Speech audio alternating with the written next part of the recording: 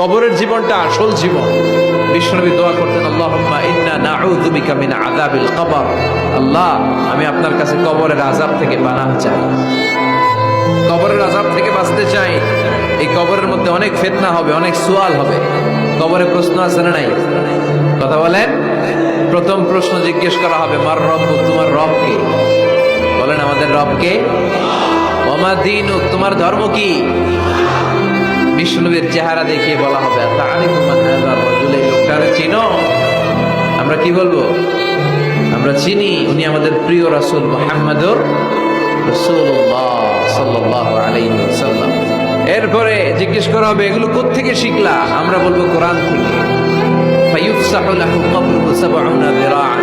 সুন্দর সুন্দর উত্তর করতে পারলে আপনার কবরটারে ৭০ হাত লম্বা করে দেওয়া হবে। ইফতাহু লাহু বাবুন ইলাল জান্নাহ, জান্নাতের দিকে একটা দরজা লাগিয়ে